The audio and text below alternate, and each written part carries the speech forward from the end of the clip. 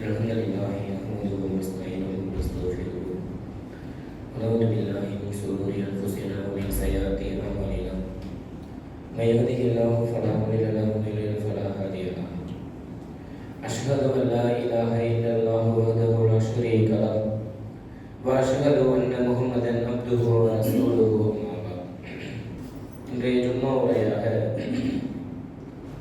இறுதி வரை இறையச்சம் எனும் தலைப்பின் கீழ் சில செய்திகளை நாம் எல்லாம் தெரிந்து கொள்ள இருக்கிறோம். கண்ணியத்திற்குரிய எல்லாம் அல்ல அல்லாஹ்வின் நல்லடியார்களே, சகோதர சகோதரிகளே, ஏகத்துவ கொள்கை சொந்தங்களே, இந்த உலகத்திலே நாம் எல்லாம் முஸ்லிம்களாக பயணித்துக் கொண்டு இருக்கிறோம்.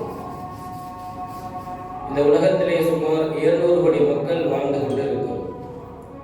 எத்தனையோ கோடான கோடி மக்களுக்கு அல்லாஹ் ரப்பல் ஆலமீன் இந்த ஏகத்துவ கொள்கையை வழங்காமல் நமக்கு இந்த ஏகத்துவ சிந்தனையை கொடுத்திருக்கிறார் என்று சொன்னால், நாம் நம்மால் இயன்ற அளவிற்கு அந்த கொள்கையை பற்றி பிடித்தவர்களாக, அல்லாஹ்வுக்கு பயந்து இறையச்சமுடையவர்களாக இந்த உலகத்திலே வாழக்கூடியவர்களாக இருக்க வேண்டும். இந்த இறையச்சம் என்பது வெறும் வாயளவில் அல்லாமல் தன்னுடைய உள்ளத்திலே ஆழமாக விதைக்கக்கூடியவர்களாக நாம் இருக்க வேண்டும். ஏனென்று சொன்னால், நாம் என்னதான் எவ்வளவுதான் தொழுகைகளை தொழுதாலும், நோன்புகளை நோற்றாலும், தான தர்மங்களை செய்தாலும், ஹஜ்ஜை நிறைவேற்றினாலும், எந்த ஒரு வணக்கத்தை எடுத்தாலும், எந்த ஒரு அமல்களை நாம் எடுத்தாலும், தன்னுடைய அந்த உள்ளத்திலே இறை அச்சம் இல்லை என்று சொன்னால் நாம் செய்யக்கூடிய எந்த ஒரு அமலையும் அல்லாஹ் ஏற்றுக்கொள்ளவே மாட்டான். அப்படிப்பட்ட ஒரு இறையச்சத்தை தன்னுடைய வாழ்நாளில், தன்னுடைய வாழ்க்கையில் கடைபிடிக்கக்கூடியவர்களாக இருக்க வேண்டும். ஏனென்று சொன்னால், நீங்கள் ஆய்வு செய்து பாருங்கள், இந்த ரமலான் மாதம் வந்துவிட்டது என்று சொன்னால் அந்த மாதம் முழுவதும் எவ்வளவு இறையச்சவாதிகளாக நாம் வாழ்ந்து கொண்டு இருக்கிறோம். ஏராளமான தொழுகைகளை தொழுகிறோம், சுன்னத்தான நஃபிலான எவ்வளவு தொழுகைகளை தொழுகிறோம், நோன்புகளை நோக்கிறோம், வியாபாரம் செய்யும் போது கலப்படம் இல்லாமல் பொய் பேசாமல் வியாபாரம் செய்கிறோம், புறம் பேச மாட்டேங்கிறோம், பொய் பேச மாட்டேங்கிறோம். ஏன்? நாம நோன்பு வச்சிருக்கிறோம், அல்லாஹ் நம்ம பார்த்துக்கிட்டு இருக்கிறான். அந்த பயம் நம்மிடத்தில் இருக்குதா இல்லையா? அந்த ரமலான் மாதம் நம்மை கடந்து விட்டது என்று சொன்னால் நம்மிடத்தில் இந்த இறையச்சம் இருக்கிறதா? செய்யக்கூடிய எல்லா தவறுகளையும், எல்லா அனாச்சாரங்களையும் நாம் செய்கிறோமா இல்லையா? அப்ப இந்த உள்ளத்திலே இறையச்சத்தை நாம் மெருகேற்றிக் கொள்ள வேண்டும். எப்படி மெருகேற்றிக் கொள்வது? அல்லாஹ் ரப்பல் ஆலமீன் சொல்லி காட்டுகிறான், யா அய்யுஹன் நாஸ், மக்களே, இத்தகு ரப்பக்கும், நீங்கள் அல்லாஹ்வை அஞ்சிக் கொள்ளுங்கள். எப்படி அஞ்சிக் கொள்வது? அல்லாஹ் அதற்கு ஒரு காரணத்தை சொல்லி காட்டுகிறான். உங்கள் இறைவனை நீங்கள் அஞ்சிக் கொள்ளுங்கள், அல்லாஹ் உங்களை படைத்திருக்கிறானே, அந்த படைப்பை பற்றி சிந்தித்து பாருங்கள் என்று அல்லாஹ் சொல்லி காட்டுகிறான். நீங்க யோசிச்சு பாருங்க, எந்த ஒரு மனிதனை எடுத்தாலும் அவனுடைய உள்ளம் எப்படி இருக்கிறது என்று சொன்னால், என்னுடைய விருப்பம், என்னுடைய ஆசை, என்னுடைய நோக்கம், நான் நினைச்சதுதான், நான் யோசிச்ச மாதிரி தான் என்னுடைய வாழ்க்கை இருக்கணும்னு மனுஷன் நினைக்கிறானா இல்லையா? அவன் சிந்திச்சு பார்க்கணும், நாம நினைச்ச மாதிரி என்ன நடந்திருக்குது. அல்லாஹ் உங்களுடைய உடம்பை சிந்திச்சு பாருங்கள், உங்களை நான் படைச்சிருக்கிறானா இல்லையா? அந்த படைப்பை சிந்திச்சு பாருங்க. அல்லாஹ் சொல்றானே, நம்மளுடைய படைப்பை சிந்திச்சு பாருங்க. தன்னுடைய உடல்கள்ல எலும்புகள் இருக்குதா இல்லையா? என்னுடைய கையில கால எலும்புகள் இருக்கும். அந்த கைக்குள்ள இருக்கக்கூடிய எலும்புகள் என்ன கனிமத்தில் இருக்கணும், என்ன நீளத்தில் இருக்கணும், நாம தீர்மானிச்சதா? நாம யோசிச்சு பார்க்க இருக்குதா? உடல்ல லட்சம் லட்ச நரம்புகள் ஓடிக்கொண்டிருக்கிறது. என்னென்ன நரம்புகள் எப்படி இருக்கணும் நாம தீர்மானிச்சதா? நாம இன்னைக்கு கருப்பா இருக்கிறோமா, சகப்பா பிறக்கணுமா, யாருக்கு பிறக்கணும், எங்க பிறக்கணும், எந்த நாட்டில் பிறக்கணும், நாம தீர்மானிச்சதா? எதுவுமே நாம தீர்மானிச்ச மாதிரி இல்லை. ஆனா மனுஷன் என்ன நினைக்கிறான்னு சொன்னா, என்னுடைய வாழ்க்கை மட்டும் நான் நினைச்ச மாதிரி இருக்கணும். எப்படி இருக்கும்? அல்லாஹ் நம்மை படைத்திருக்கிறான்னு சொன்னால், அல்லாஹ் நம்ம எப்படி வாழ வேண்டுமோ, அல்லாஹ் எப்படி தீர்மானித்தானோ அதுபடிதான் அந்த வாழ்க்கை இருக்கும். ஆனா என்ன நினைக்கிறான்? என்னோட வாழ்க்கை நான் நினைச்ச மாதிரியே இல்லை. அல்லாஹ் மட்டும் என்ன மட்டும் சோதிச்சுக்கிட்டே இருக்கிறான். நான் நினைச்ச மாதிரி வாழ்க்கை அமைய மாட்டேங்குதுன்னு சொன்னா, நாம முதல்ல அல்லாஹ்வுக்கு பயப்படுகிறோமா? அல்லாஹ்வுக்கு பயந்து வாழ்க்கையை மாற்றிக் கொண்டிருக்கிறோமா? எதுவுமே கிடையாது. யா அய்யுஹல்லதீன ஆமனூ இத்தகுல்லாஹ ஹக்க துகாத்திஹி வலா தமூதுன்ன இல்லா வ அன்தும் முஸ்லிமூன். அல்லாஹ் எப்படி தெளிவுபடுத்துறான்னு பாருங்க. அல்லாஹ் பொதுவாக ஒட்டுமொத்த மனிதர்களுக்கும் உபதேசம் செய்வதாக இருந்தால், ஒரு கட்டளை போடுவதாக இருந்தால், அல்லாஹ் என்ன வார்த்தையை பயன்படுத்துவான்? யா அய்யுஹன் நாஸ், மனிதர்களே, மக்களே என்ற வார்த்தை பயன்படுத்துவோம். சில இடங்களை பார்க்கலாம்,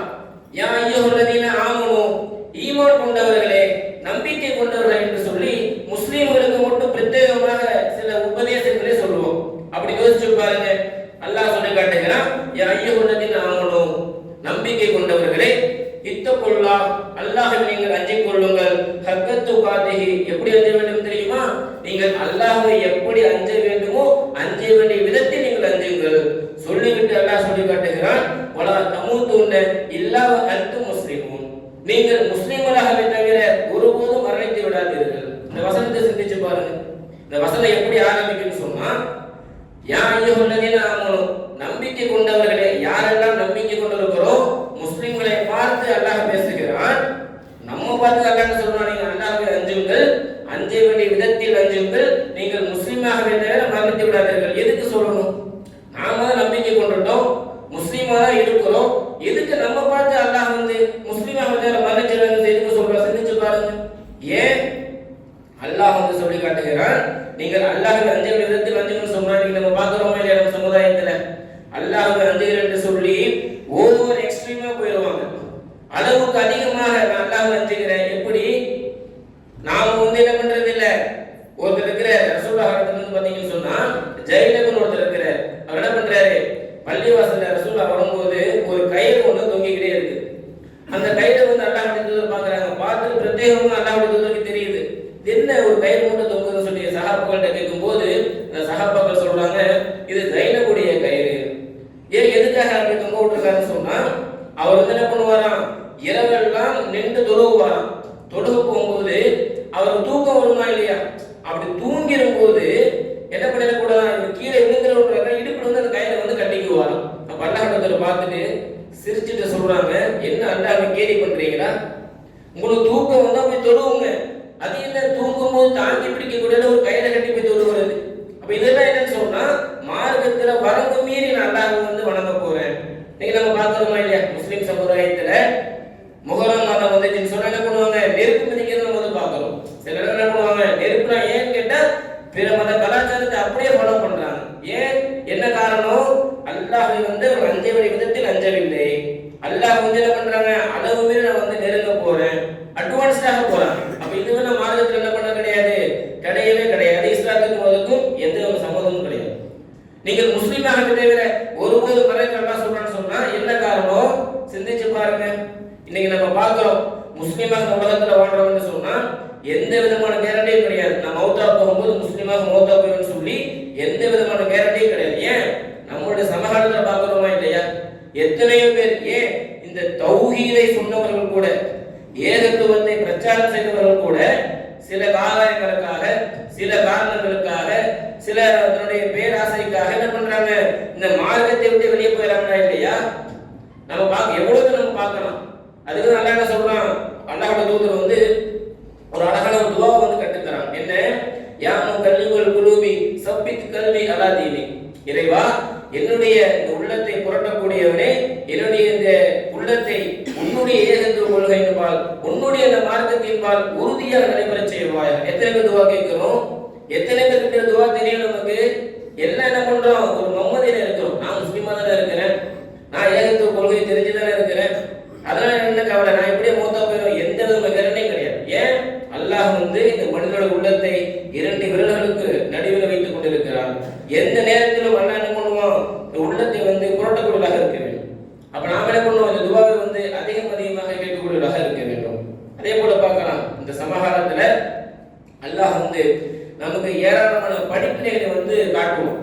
நாம என்ன பண்றது இல்ல, அந்த படிப்பினைகளை பயன்படுத்திக்கிறது கிடையாது. உதாரணத்துக்கு பாருங்க, இந்த பாலஸ்தீன மக்கள் இருக்கிறாங்களா இல்லையா? அவர்கள் இடத்துல நமக்கு ஏராளமான படிப்பினைகள் இருக்கு. அவர்களும் முஸ்லிம்கள் தான், நாமளும் முஸ்லிம்கள் தான். அல்லாஹ் எப்படிப்பட்ட சோதனை கொடுத்திருக்கிறான்? எந்த அளவுக்கு வறுமை, அந்த அளவுக்கு வறுமை, பசி, பட்டினி, குடிக்கிறதுக்கு தண்ணீர் கிடையாது, சாப்பிடுவதற்கு உணவு கிடையாது. எந்த நேரத்துல எப்ப எங்க குண்டு விழுவும், எந்த நேரத்துல நம்ம மறைஞ்சு போகும், எந்த இடத்துல நம்ம மௌத்தா போகும், எப்ப என்ன நடக்குன்னே தெரியாத ஒரு கேரண்டி வாரண்டி இல்லாத ஒரு உத்தரவாதம் இல்லாத வாழ்க்கையை வாழ்ந்துட்டு இருக்கிறார். நாம இங்க எப்படி இருக்கிறோம்? யோசிச்சு பாருங்களேன். அங்க உணவுக்கு வழி இல்லை, சாப்பிடுறதுக்கு சோறு கிடைக்கல. நாம என்ன பண்றோம்? திருமணன்ற பேர்ல ஏராளமான கிட்டத்தட்ட 100 பேர் சாப்பிடக்கூடிய அந்த சாப்பாடுகளை வீணாக்கி விரைவாக்கி கொட்டுறோமா இல்லையா? நீங்க நம்ம வீட்டுல கூட பாருங்க, சாப்பிடும் போது சாப்பிடக்கூடிய இந்த சாப்பாடு தட்டை சுத்தி எவ்வளவு சாப்பாடு விநியோகம் பண்றோம். ஒவ்வொரு சாப்பாட்டுக்கும் அங்கிருந்து சாப்பாடு பச்சின குழந்தைகள் பட்டினியான சாகுறாங்க. நாம எப்படி இருக்கிறோம்னு சொன்னா நாம சிந்திச்சு பார்க்கணும். அந்த மக்களுடைய வாழ்க்கையை நினைச்சு பார்க்கணும். அங்கே மக்கள் எப்படி இருக்கிறாங்க. நாம அல்லாஹ்வுடைய தூதர் சொல்றாங்க இல்லையா, ஒரு முஸ்லீமுக்கு ஒரு முஸ்லீம் இன்னொரு முஸ்லீம் ஒரு கட்டடத்தை போன்றவன். எதுக்காக ஒரு கட்டடத்தை சொல்றாங்கன்னு சொன்னா அதுக்குண்டான காரணத்தை அல்லாஹ்வுடைய தூதர் சொல்றாங்க. ஒரு கட்டடத்தில் ஒரு சுவர் வலுவிழந்து என்று சொன்னால் இன்னொரு சுவர் தாங்கி பிடித்துக் கொள்ளக்கூடாது. இப்ப நாம அவர்களுக்கு சப்போர்ட் பண்ண முடியல, நமக்கு உதவ முடியலன்னு சொன்னா கூட அவர்கள் படக்கூடிய நிலைமையை யோசிச்சு பாருங்க. எந்த அளவுக்கு சொல்லி சொன்னா கடுமையான பச்சையில கூட செத்து மடியலாம். நாம என்ன பண்றோம், அந்த எல்லா விஷயத்தையும் பார்க்கிறோம், போன்ல பார்த்துட்டு கவலைப்படுறோம். ஆஹா, இப்படி எல்லாம் மக்கள் கஷ்டப்படுறாங்களே, எத்தனை பேர் செத்து மடிகிறாங்க. தன் பிள்ளையை இழந்து பிரிந்து வாழக்கூடிய தகப்பனர், தன்னுடைய தாய்க்கு இழந்து வாழக்கூடிய பிள்ளைகள் எத்தனை பேர் அனாதையாக்கப்படுறாங்க. இவ்வளவு சூழல் பார்த்துட்டு கண்ணீர் வடிக்கிறோம். ஆனா சில மக்கள் என்ன பண்றாங்க, பார்த்துட்டு சர்வசாரம் கடந்து போய்விட்டு இன்றைய நேரத்திலே கூட சினிமா தியேட்டர்ல உட்கார்றாங்க இல்லையா, சினிமா தியேட்டர்ல போய் உட்கார்ந்து கண்ட கூத்தாடிகளுடைய படத்தை பார்த்து கொண்டு விசிலடிக்கக்கூடிய கூட்டமாக நம் சமுதாய மக்கள் இருக்கிறாங்க. எவ்வளவு பேர் யோசிச்சு பார்க்க வேண்டாமா? நாம சிந்திச்சு பார்க்கணும். அங்கே கொடுக்கக்கூடிய அந்த சூழலை அல்லாஹ் நமக்கு கொடுத்துட்டா, அல்லாஹ்வுக்கு கொடுக்க முடியாதுன்னு நம்ம நினைக்கிறோமா? அந்த சூழல் நீங்க வராதுன்னு நம்ம நினைக்கிறோமா?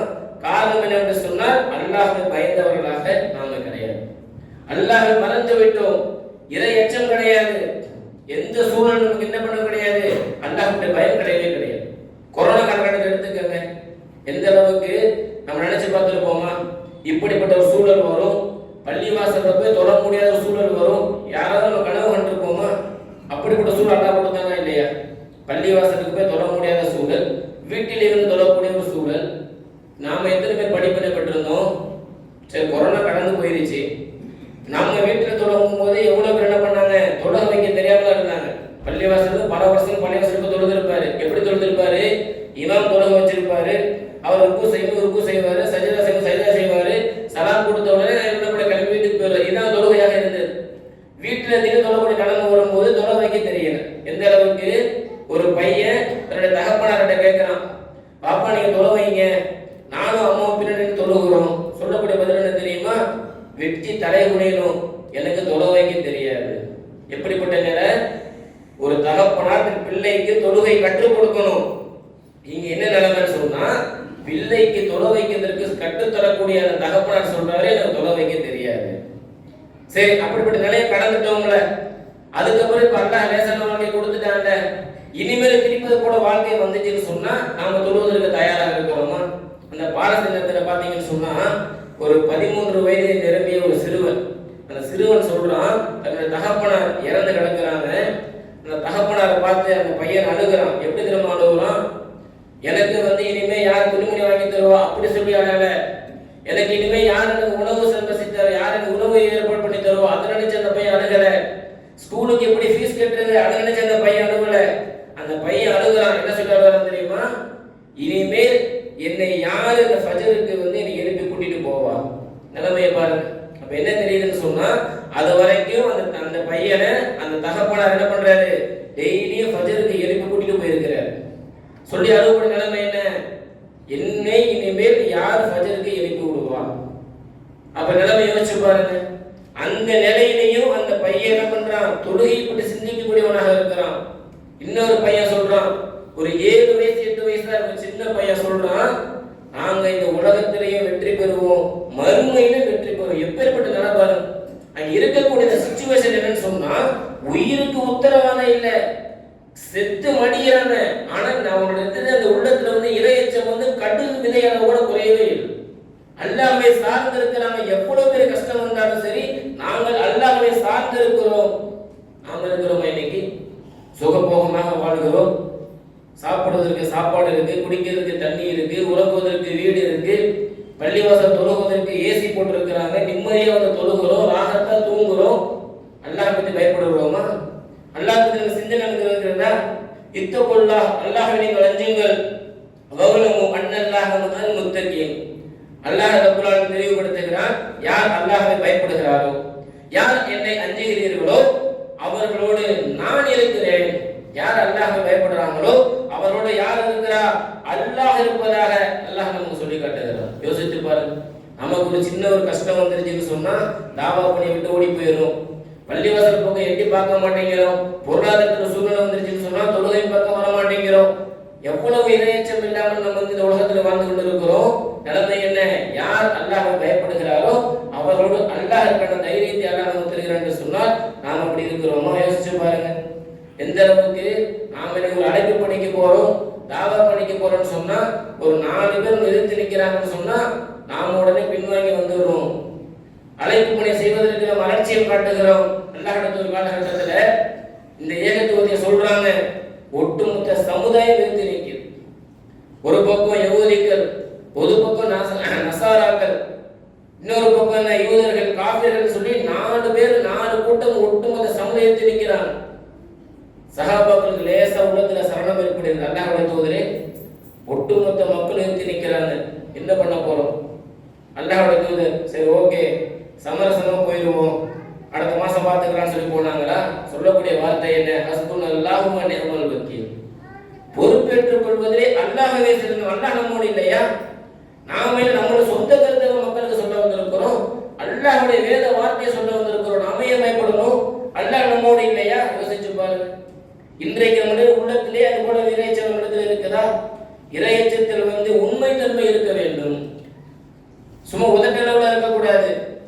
நானும் தௌஹீத்வாதி தான், நானும் இறையச்சவாதி தான், நானும் முஸ்லீம் தான், நானும் அல்லாஹ்வை பயப்படுற இந்த வார்த்தையிலே இருக்கக்கூடாது. இறையச்சத்தின் உண்மைத்தன்மை இருக்க வேண்டும். எந்த அளவுக்கு என்று சொன்னால், அல்லாஹ்வுடைய தூதர் காலகட்டத்தில் ஒரு கிராமவாசி வரார். அல்லாஹ்வுடைய தூதரிடத்திலே இஸ்லாத்தை பற்றி கேட்டறிந்து ஏகத்துவத்தை ஏற்றுக்கொள்கிறார். ஏற்றுக்கொண்டு போயிடலாம். சில நாட்கள் கழித்து ஒரு போர்க்களம் ஒன்று வருகிறது. அன்ற போர்க்களத்திலே கலந்து கொள்வதற்கு இந்த கிராமவாசி அல்லாஹ்வுடைய தூதர் கேட்கிறார். அல்லாஹ்வுடைய தூதரே, நானும் இந்த போர்க்களத்தில் கலந்துக்கணும். அப்ப அல்லாஹ்வுடைய தூதர் என்ன பண்றாங்க? இவர் பிரதேசத்துக்கு வந்திருக்கிறாரு, கொஞ்ச நாள் போகட்டும், அடுத்தடுத்த கட்டத்தில் பார்த்துக்கலாம், இப்ப வேணாம்னு சொல்லி அல்லாஹ்வுடைய தூதர் சொல்றாங்க. இருந்தாலும் என்ன பண்ணல? அடம் முடிக்கிற. இல்ல அல்லாஹ்வுடைய தூதரே, நானும் கண்டிப்பா வருவேன். அடம் முடிக்கிற. எதுக்கு? ஊட்டி கொடைக்கானல் வெக்கேஷன் போல அடம் முடிக்கல. அவரு எதுக்கு அடம் முடிக்கிறாரு? போர்க்களத்தில் பங்கு கொள்வதற்கு அடம் முடிக்கிறார். பல்லாட்டத்தில் என்ன பண்றாங்க? சரி ஓகே வாங்க சொல்லி கூட்டிட்டு போறாங்க. கூட்டிட்டு போனா ஒரு வாகன கூட்டத்தங்களுக்கு என்ன பண்றாரு? பொறுப்பாளராக அல்லாஹ்வுடைய நியமிக்கிறாங்க. அப்ப அந்த போர்க்களம் வெற்றி கொள்ளப்படுது. எல்லாம் வராங்க. அல்லாஹ்வுடைய என்ன பண்ணுவாங்கன்னு சொன்னா, போர்க்களம் வெற்றி கொண்டதுக்கு பிறகு அங்க இருக்கக்கூடிய இந்த கனிமத்து பொருட்கள் எல்லாம் பங்கு வச்சு கொடுப்பாங்க. யாரெல்லாம் போர்க்களத்தில் பங்கெடுத்தாங்களோ எல்லாருக்கும் பங்கு வச்சு கொடுப்பாங்க. அப்படி கொடுக்க போகும்போது ஒரு பங்கு இந்த கிராமவாசிக்கும் அல்லாஹ்வுடைய தூதர் கொடுத்து அனுப்புறாங்க. கொடுத்து அனுப்புனா அந்த சஹாபாக்கள் கொண்டு கொடுக்க போகும்போது இது என்னன்னு கேட்கிறாங்க, விவரத்தை சொல்றாங்க. அப்ப அந்த கிராமவாசி என்ன பண்றாரு? அந்த பொருளை வாங்கி கொண்டு நேரா அல்லாஹ்வுடைய தூதர்கிட்ட வராங்க.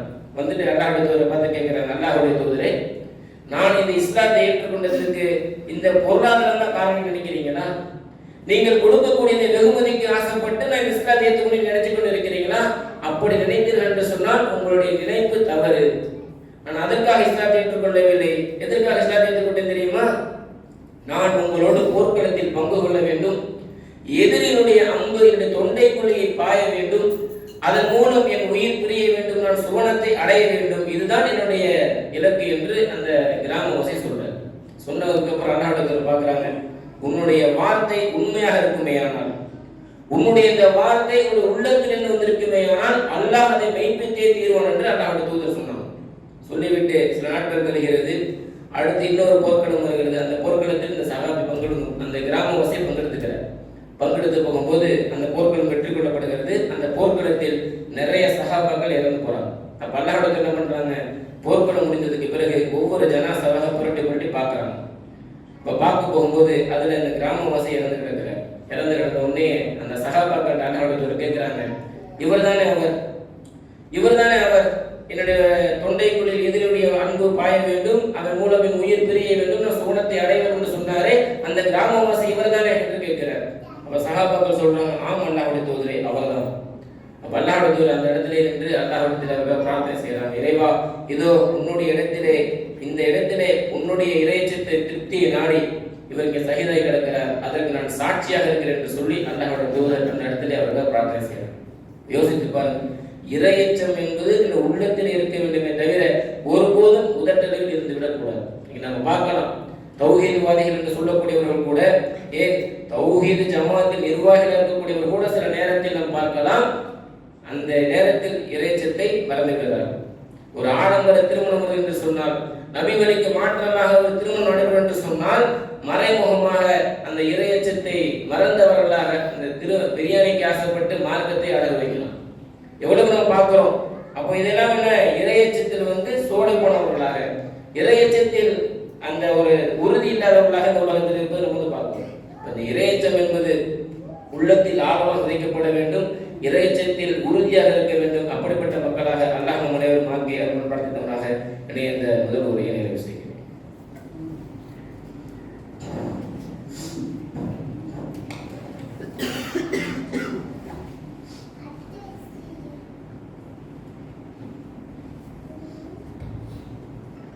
اللهم صل على محمد وعلى ال محمد كما صليت على ابراهيم وعلى ال ابراهيم انك حميد مجيد.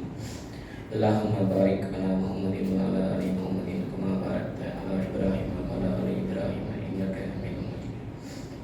கண்ணியத்திற்குரிய எல்லாம் வல்ல அல்லாஹ்வின் நல்லடியார்களே, சகோதர சகோதரிகளே, இந்த உலகத்திலே நாம் எல்லாம் முஸ்லிமாக வாழ்கிறோம் என்று சொன்னால் முழுமையான இறை நம்பிக்கை கொண்டவர்களாக, அல்லாஹுக்கு பயப்படக்கூடியவர்களாக, அல்லாஹுக்கு பயந்து தன்னுடைய வாழ்க்கையை அமைத்துக் கொள்ளக்கூடியவர்களாக நம் வாழ்க்கையை வாழ வேண்டும். அப்படிப்பட்ட வாழ்க்கையை அல்லாஹ் நமக்கு தர வேண்டும் என்று சொன்னால் அதற்கு அதிகமாக அல்லாஹுவோடு நாம் நெருங்கக்கூடியவர்களாக இருக்க வேண்டும். அல்லாஹை நாம் அதிகமாக நெருங்க வேண்டும் என்று சொன்னால் அதற்கு முதன்மையான காரணமாக இருக்கக்கூடியது பிரார்த்தனை. இந்த பிரார்த்தனை விஷயத்திலே நாம் மிகவும் அசட்டையாக இருக்கிறோம். எந்த அளவுக்கு என்று சொன்னால், தொழுகை முடிந்த உடனேயே என்ன பண்றாங்க, இமாம் எப்படா சலாம் கொடுப்பாரு, சலாம் கொடுத்த உடனே திருச்சி பள்ளிவாசல்ட்டு ஓடிடுறாங்க சிந்தனையில் மக்கள் இருக்கிறாங்க. இந்த பிரார்த்தனை என்ற விஷயத்தை இன்னைக்கு மிகவும் அற்பமான மக்கள் தான், அற்பத்திலும் அற்பமான மக்கள் தான் பிரார்த்தனையில் ஈடுபடுகிறார்கள். சில பேர் பிரார்த்தனையில் ஈடுபட்டாலும் எப்படி பிரார்த்தனை இருக்கு தெரியுமா? நீங்க நல்லா கவனிச்சு பாருங்க. தொழுது முடிச்ச உடனேயே கையேந்தி பிரார்த்தனை செய்வாங்க. அப்பதான் கையை மேல தூக்குற மாதிரி இருக்கும். ஒரு முழுமையா ஒரு 30 செகண்ட் கூட இருக்காது, அதிகபட்சம் ஒரு நிமிஷம் கூட இருக்காது. உடனே கையை கீழே இறக்கிட்டு எந்திரிச்சு போயிடலாம். அப்ப இவருடைய பிரார்த்தனை எப்படி இருக்குன்னு சொன்னா, ஒரு ஃபார்மாலிட்டிஸ்க்காக தொழுது முடிச்சது பிரார்த்தனை செய்யணும் அப்படின்றதுக்காக கேட்கிறாங்க. நாம் பிரார்த்தனை செய்வதாக இருந்தால் தன்னுடைய பிரார்த்தனை அல்லாஹ் ஏற்றுக்கொள்ள வேண்டும் என்று சொன்னால் சில விதிமுறைகள் இருக்கு. பிரார்த்தனையை நம்ம கையேந்தி அல்லாஹ் பிரார்த்தனை செய்யணும்னு சொன்னா எடுத்த உடனே அல்லாஹ் எனக்கு அதை கூடியதை கூட கேட்டக்கூடாது. அல்லாஹ் நம்ம கற்றுத்தராங்க. முதலில் நாம் பிரார்த்தனை செய்வதாக இருந்தால் கையேந்தி அல்லாஹை முதலில் பெருமைப்படுத்த வேண்டும், அவனை புகழ வேண்டும். அல்லாஹ் சில வார்த்தைகள் இருக்கு, சுப்ஹானல்லாஹி வ பிஹம்திஹி, சுப்ஹானல்லாஹி, சின்ன வார்த்தை தான், அல்லாஹ்வுக்கு ரொம்ப பிடித்த வார்த்தை. இந்த பிரார்த்தனைகளை சொல்லி அல்லாஹ் முதலில் பெருமைப்படுத்த வேண்டும். அடுத்ததாக அல்லாஹ்வுடைய தூதர் மீது ஸலவாத் ஓத வேண்டும். ஸலவாத் ஓதி முடித்ததுக்கு பிறகு சில பிரார்த்தனை அல்லாஹ்வுடைய நமக்கு கற்று தந்திருக்கிறாங்க. நபி யூனுஸ் அலைஹிஸ்ஸலாம் கேட்ட துஆ, லா இலாஹ இல்லா அன்த சுப்ஹானக இன்னி குன்து மினல் ஸாலிமீன். அல்லாஹ்வுடைய தூதர் சொல்றாங்க, எவர் ஒருவர் இந்த பிரார்த்தனையை கேட்டுவிட்டு அடுத்ததாக அல்லாஹ்விடத்தில் கோரிக்கை வைக்கிறாரோ அந்த பிரார்த்தனை அல்லாஹ் ஒருபோதும் ஏற்றுக்கொள்ளாமல் இருப்பதில்லை, கண்டிப்பாக அங்கீகரிக்கப்படும் அல்லாஹ்வுடைய தூதர் சொல்றாங்க. அப்ப அது போன்ற பிரார்த்தனைகளை செய்யுங்கள். பிரார்த்தனை செய்வதாக இருந்தால் நமக்காக மட்டும் கேட்டுவிடக்கூடாது, நம் சமுதாயத்துக்காக. நிறைவா உன்னை மறுக்கும் கூட்டத்திற்கு எதிராக உலக முஸ்லிம் அனைவருக்கும் உதவி செய்வாய். பொதுவா நம் சமுதாயத்துக்காக பிரார்த்தனை செய்ய வேண்டும். இந்த உலகத்துக்காக மட்டும் பிரார்த்தனை செய்யக்கூடாது. இறைவா இந்த உலகத்துக்கு நன்மை கொடு, மறுமை நன்மையை கொடு. அல்லாஹும்ம ரப்பனா ஆத்தினா ஃபித் துன்யா ஹஸனத்தும் வ ஃபில் ஆখিরাতি ஹஸனத்தும் வ கினா அஸாபன்னார். இது போன்ற பிரார்த்தனையை நாம் கேட்கும்போது அல்லாஹ் என்ன பண்ணுவான், இந்த உலகத்துக்கு மறுமையில் சிறந்த நன்மையை தரப்பட்டார்.